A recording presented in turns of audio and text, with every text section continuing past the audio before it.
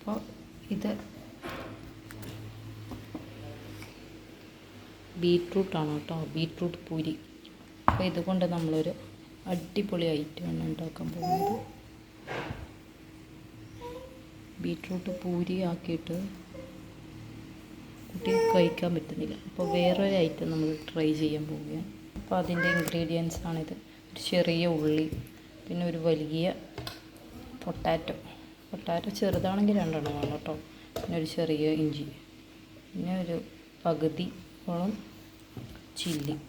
അപ്പോൾ പൊട്ടാറ്റോ നമുക്ക് പുഴുങ്ങാൻ വെക്കാം, എന്നിട്ട് പിന്നെ ബാക്കിയുള്ള ഐറ്റംസ് മുറിക്കാം.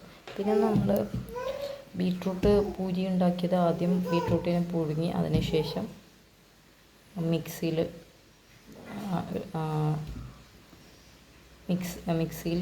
അടിച്ചിട്ടാണ് ബീട്രൂട്ട് പൂരി ഉണ്ടാക്കുന്നത്. അതിലൊന്നും ചേർത്തിട്ടില്ല.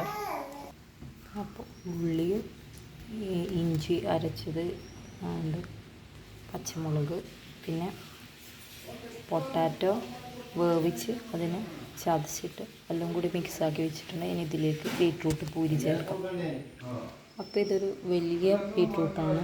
ഇത് മുഴുവനും വേണ്ടി വരില്ല, ഈ ഇൻഗ്രീഡിയൻസിന് അനുസരിച്ച് നമ്മൾ ചേർത്താൽ മതി. അപ്പോൾ ഒരു 1/2 ടീസ്പൂൺ ഉപ്പ്, കുറച്ച് മഞ്ഞൾപ്പൊടി, ഒരു നുള്ള് ജീരകപ്പൊടി. അപ്പോൾ ഇത് നന്നായിട്ട് കുഴച്ചെടുക്കണം.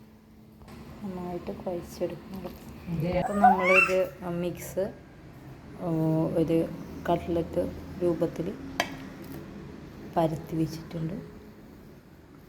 നല്ല റെഡിഷ് കളറാണ്. എടുക്കല. അപ്പോൾ മൈദ റെഡി ആയിട്ടുണ്ട്, ബ്രെഡ് ക്രംസും ഉണ്ട്. അപ്പോൾ നമ്മളിതിലേക്ക് പരത്തി വെച്ചിരിക്കുന്ന ബീട്രൂട്ടിൻ്റെ മിക്സ് മൈദയിൽ ആദ്യം മുക്കുക. അപ്പോൾ ബ്രെഡ് ക്രംസിലും മൈദയിൽ മുക്കിയിട്ട് വെച്ചിട്ടുണ്ട് കുറച്ച്. ഒരു ചെറിയ പാൻ എടുത്ത് അതിലേക്ക് വെളിച്ചെണ്ണ ഒഴിക്കുക. അതൊരു മീഡിയം ഫ്ലെയിം ആവുന്നു. അതിലേക്ക് നമ്മൾ ആക്കി വെച്ച ബീട്രൂട്ടിൻ്റെ